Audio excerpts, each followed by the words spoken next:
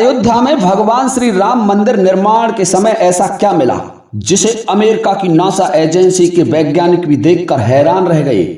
जब दुनिया की सबसे बड़ी खोज एजेंसी नासा के वैज्ञानिकों ने यह चमत्कार देखा तो दंग रह गए। वैज्ञानिकों के होश उड़ गए कि क्या वास्तविकता में भारत में ऐसे चमत्कार भी होते हैं।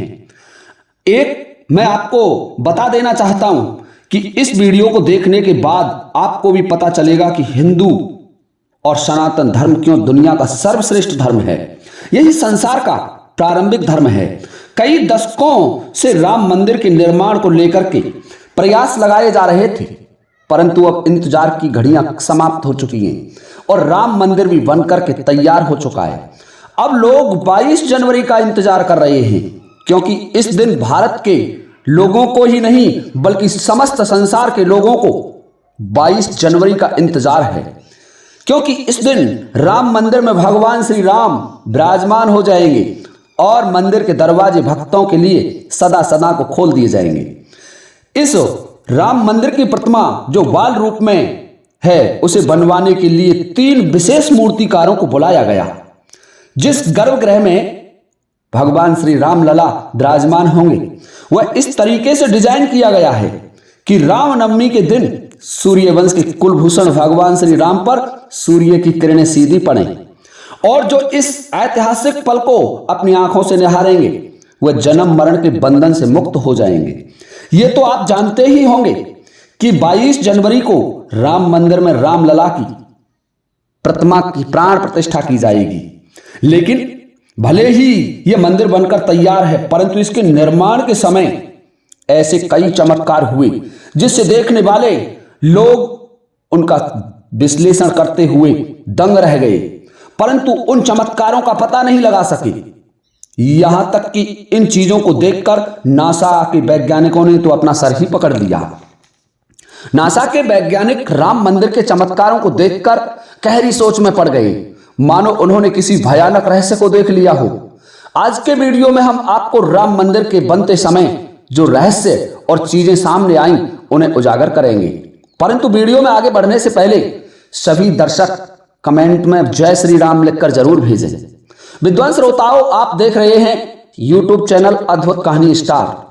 जो भाई इस चैनल पर नए आए हैं तो कृपया चैनल को सब्सक्राइब करके बेल आइकन को जरूर प्रेस कर लें, क्योंकि मैं आपको इसी तरीके के रहस्यमय कंटेंट इस चैनल से प्रसारित करता रहता हूं और आप सबसे पहले हमारे वीडियोस देख सकते हैं।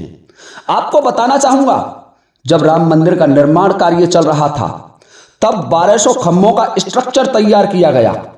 अमेरिका से एक विशिष्ट वैज्ञानिक टीम को बुलाया गया ताकि वे इसका निरीक्षण कर सकें और मंदिर निर्माण में होने वाली हर एक कमी को दूर किया जा सके। राम मंदिर की शान में 4 चांद लगा दें, लेकिन जैसे ही वहां की धरती को खोदा गया वहां से एक ऐसी वस्तु निकली कि सभी के होश उड़ गए। उस चमत्कार को देखकर भारत सरकार सहित सभी वैज्ञानिक परेशान हो गए। उसके तुरंत बाद भारत सरकार ने एक कमेटी बना करके उसकी जांच में लगा दी। उस कमेटी में इसरो से भी, जो कि भारत की एक महान खोज एजेंसी है, इंडियन स्पेस एजेंसी, उसके वैज्ञानिकों ने भी हिस्सा लिया।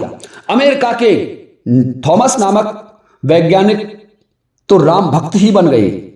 उन्होंने भगवान श्री राम को अपना आराध्य मान लिया। यहां आकर के उन्होंने देखा कि राम मंदिर का कार्य तो सही चल रहा है, तो उन्होंने अपना निरीक्षण करना आरंभ किया। निरीक्षण के दौरान उन्हें राम मंदिर परिसर में एक ऐसी जमीन दिखाई दी जहां पर धरती नरम पड़ी थी। देखने में वह स्थान अलग दिखाई दे रहा था। थॉमस को वहां कुछ रहस्य दिखाई दिया और अपनी अंतरात्मा की आवाज उससे जमीन को खोदने के लिए आई। थॉमस ने आदेश जारी किया और आदेश को पाते ही मजदूर हैरान रह गए कि ऐसी धरती की खुदाई क्यों करवा रहे हैं, परंतु मजदूर तो उनके आदेश को मानकर खुदाई करने में लग गए। जब मजदूरों ने खुदाई शुरू की तो कुछ देर बाद वहां से पानी का प्रवाह आरंभ हो गया। उस बहते हुए पानी को देखकर मजदूर परेशान हो गए, क्योंकि पानी के अंदर खुदाई करना संभव नहीं होता था। परंतु जब पानी का परीक्षण किया गया तो पता चला ये तो पास में ही बह रही सरयू नदी का पानी है। वे लोग ये नहीं जान पाएंगे कि माता सरयू भी भगवान श्री राम के चरणों को स्पर्श कर राम मंदिर निर्माण में सहयोग करना चाहती हैं। इस पानी की धारा ने सभी वैज्ञानिकों को एक गहरी सोच में धकेल दिया। वे परेशान हो गए और सोचने लगे कि इसी तरह पानी निकलता रहा तो राम मंदिर का निर्माण कैसे होगा। भारतीय स्पेस एजेंसी वैज्ञानिकों ने शोध करके बताया कि राम मंदिर के नीचे से माता सरयू की एक पावन धारा निकल रही है। इस मंदिर को डिजाइन करने वाले लार्सन एंड टोब्रो भूभौतिकीय संस्थान के अध्यक्ष भी हैरान रह गए, क्योंकि एक पानी वाली सतह पर मजबूत मंदिर कैसे बनाया जा सकता है। उस समय सभी के मन में एक ही बात थी कि सरयू नदी मंदिर के नीचे वाली भूमि में बह रही है, यह मंदिर कैसे बनेगा।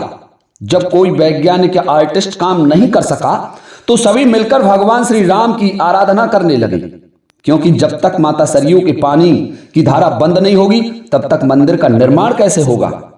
लेकिन अगले ही दिन भगवान श्री राम ने उनकी पुकार सुन ली और माता सरयू का पानी स्वतः ही बंद हो गया और एक बार फिर राम मंदिर के निर्माण का काम शुरू हो गया। और यह काम इस कदर चला कि मंदिर पूरा तैयार हो गया और 22 जनवरी 2024 को श्री राम जी की प्राण प्रतिष्ठा इस मंदिर में की जाएगी। यह मंदिर इतना महत्वपूर्ण है कि इसे देखने के लिए भारत सरकार ने यहां एक अंतर्राष्ट्रीय हवाई अड्डा भी बनवाया है, ताकि देश और दुनिया के श्रद्धालु यहां आ सकें और श्री राम लला के दर्शन कर सकें।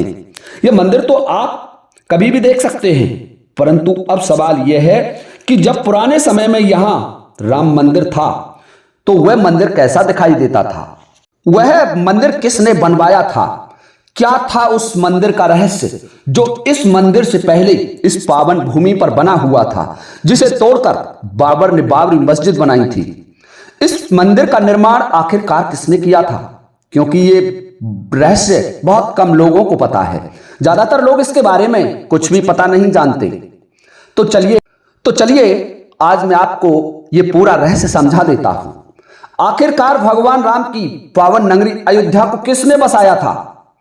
यह पवित्र नगरी हिंदुओं का प्राण है, हिंदुओं का धार्मिक स्थल है, क्योंकि यहां पर स्वयं भगवान श्री राम का जन्म हुआ था। इस कारण से राम जन्मभूमि भी कहते हैं। इतिहासकारों के अनुसार कौशल राज की राजधानी थी अयोध्या। यहां सूर्यवंशी राजाओं का राज्य रहा था।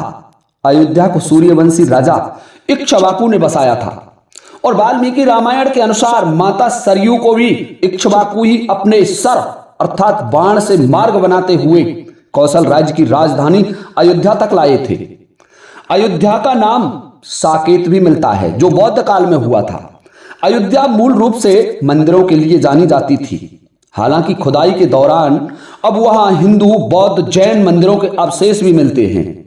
वाल्मीकि रामायण के अनुसार और कालिदास के रघुवंश के 19वें सर्ग में अयोध्या के राजाओं का वर्णन मिलता है। कहते हैं भगवान श्री राम जब परम धाम को चले गए थे तो अयोध्या उजाड़ सी हो गई थी, परंतु भगवान राम के पुत्र कुश ने अयोध्या का पुनः निर्माण करवाया। इसके बाद सूर्यवंश की 44 पीढ़ियों तक अयोध्या अपने चरम उत्कर्ष पर रही।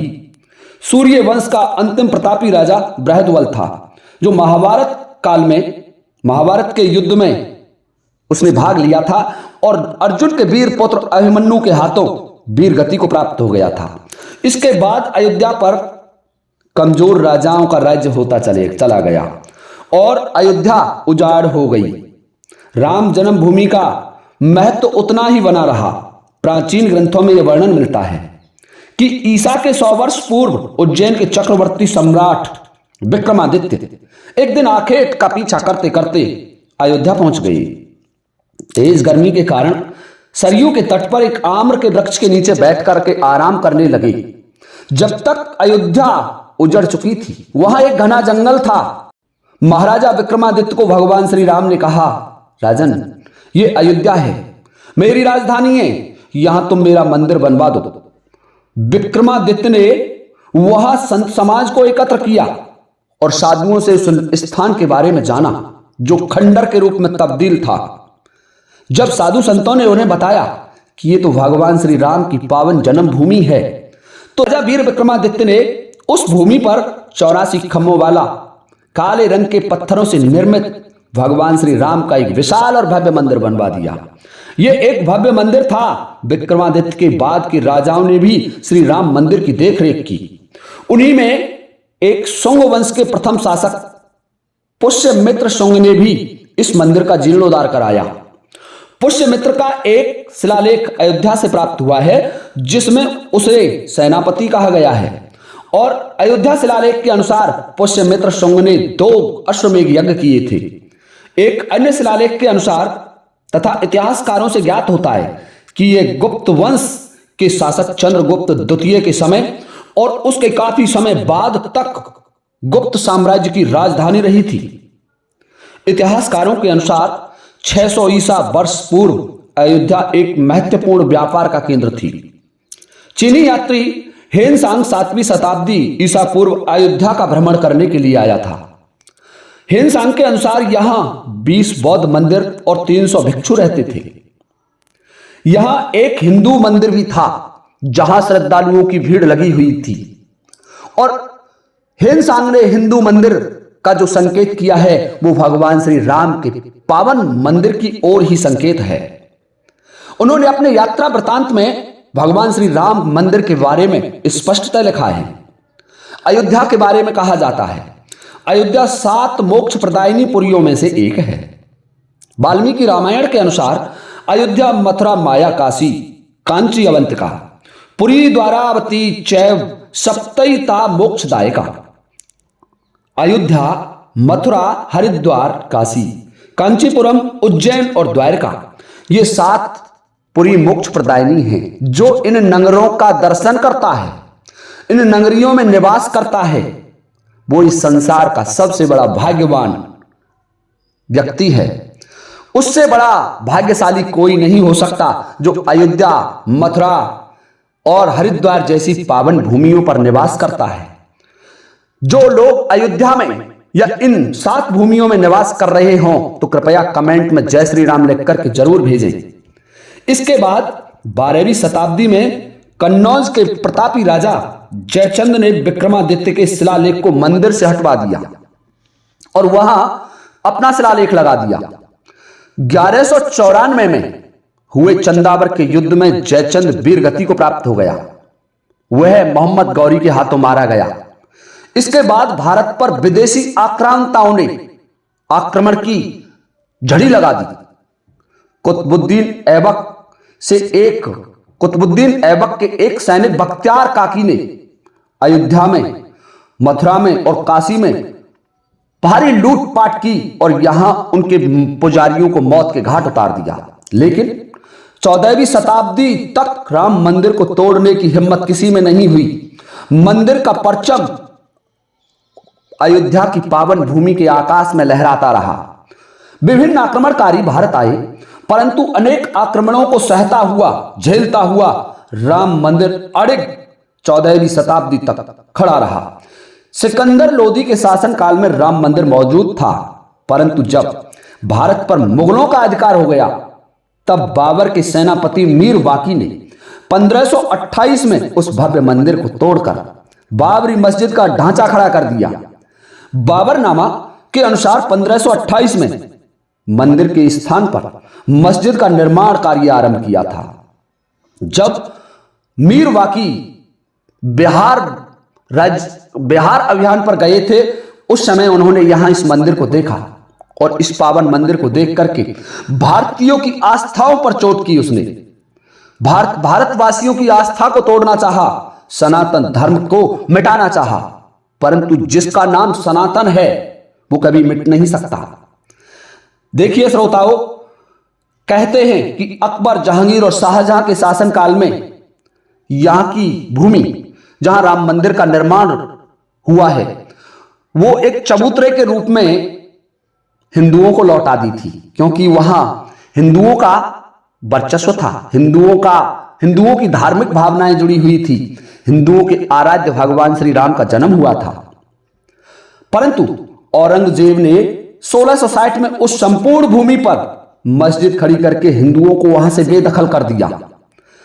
परंतु अंत में हिंदुओं ने 1992 में बाबरी मस्जिद को भी तोड़ डाला और कई दशकों तक उस जमीन पर केस चलता रहा, परंतु 9 नवंबर 1919 में वह जमीन हिंदुओं को सौंप दी गई।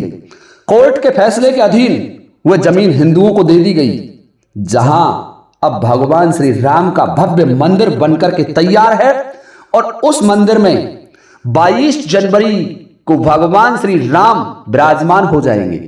दर्शकों, 22 जनवरी से पहले राम मंदिर के बारे में कई और वीडियोज प्रसारित करूंगा। यदि आपको यह वीडियो अच्छा लगे तो मुझे कमेंट करके जरूर बताएं। मैं राम मंदिर के बारे में बड़ी बड़ी गहराइयों की बातें आपको प्रसारित करूंगा। 22 जनवरी ऐतिहासिक दिन, जब भगवान श्री राम अपने पावन मंदिर में गर्भगृह में विराजमान होंगे। जो भक्त इस वीडियो को देख रहे हैं तो कमेंट में जय श्री राम जरूर लिखें।